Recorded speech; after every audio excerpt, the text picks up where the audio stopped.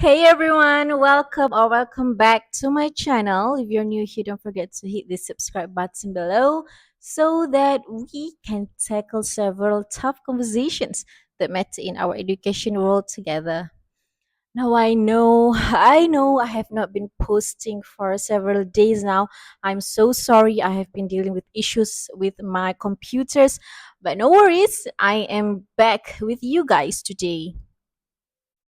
Now, many of you guys have been asking me about this, requesting that I share my thoughts, my personal opinions on the corruptions in schools.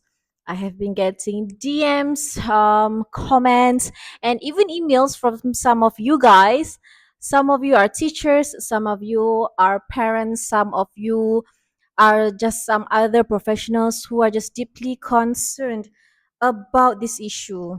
It's like you guys know that I'm so passionate about these topics regarding professional ethics in our education system.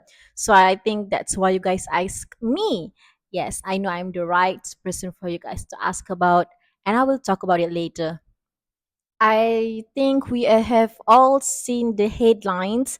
We have heard about some of these shocking cases related to these ethical issues. And let's be real, it's frustrating. It's very frustrating to see misconducts and also bribery happening, and it affects students and also teachers alike. But here's the thing, listen to me. I deeply believe that change starts with us today. So, today I'm breaking down maybe three or maybe four of the essential steps that can be taken in order to combat or fight corruptions in our schools. Let's go right into it.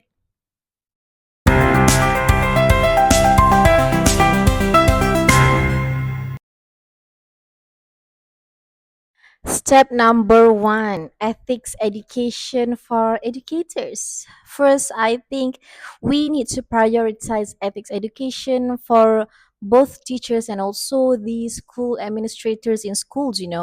I think educators must be continuously reminded that they are the role models, and are constantly being watched by their students and also their colleagues at their workplace, not just in the classroom but also in all their professional decisions before they make any decisions in school while working. And I believe that professional ethics training should be a thing, and it should be mandatory and also should become a yearly requirement for all teachers and these educators. I think this training must cover real life dilemmas, and also they should be taught how to handle dilemmas ethically. Teachers should be exposed, and then I think they should be equipped to navigate challenges without compromising their integrity as a professional worker in school. Step two is the transparent accountability system. I believe it's very important that we must build a transparent systems of accountability in schools.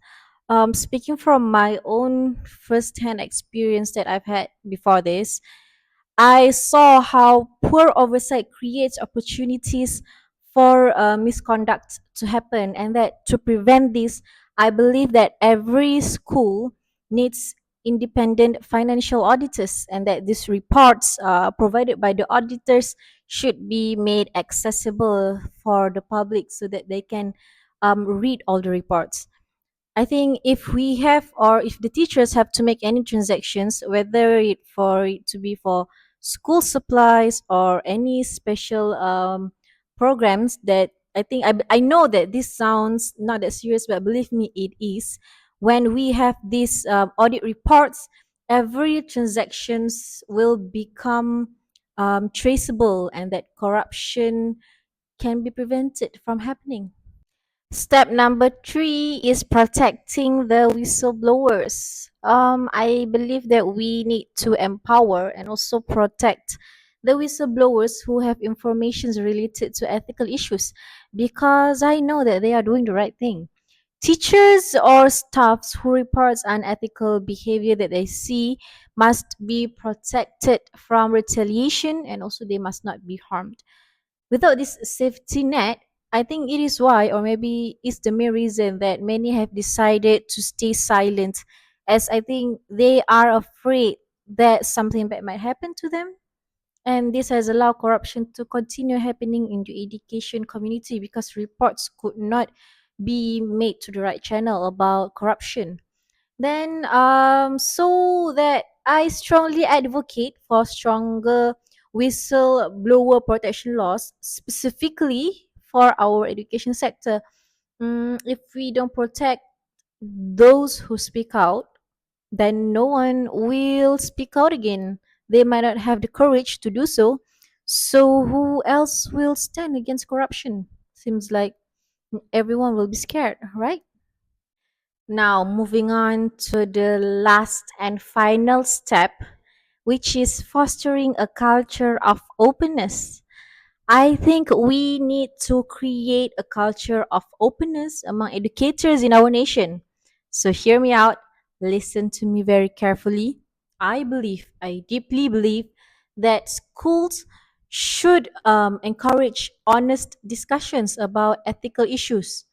In this case, the teachers, students, parents, especially the teachers and education officers or staffs, should feel safe when they are raising concerns, whether they are witnessing a misconduct first-handedly, or maybe if they are raising concerns or suspecting that misconduct might be happening.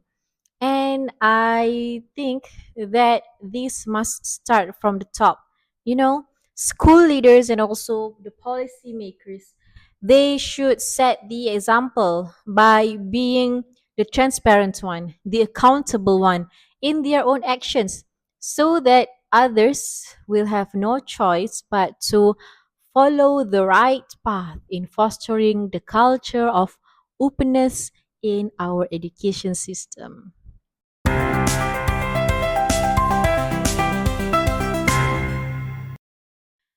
Now, I get this other question a lot, which is the current system doing enough? And honestly speaking, I have kind of been wondering this too for a while now. I think while we have laws in place, I realize that there are still major gaps that allow corruptions to continue happening and persisting, and that one of the biggest problem is that ethics training is often treated or seen as a one time thing during the teacher induction program, rather than being treated as an annual thing for all the education officers. But the thing is, you see, ethical dilemmas does not stop once you become a teacher or once you have begin your services towards the end of your career. They continue to happening throughout your career. And then I think that is why we need continuous ethics education as a part of a professional development, not just for the new teachers, but also for everyone, especially those who are in the leadership positions, all the higher ones.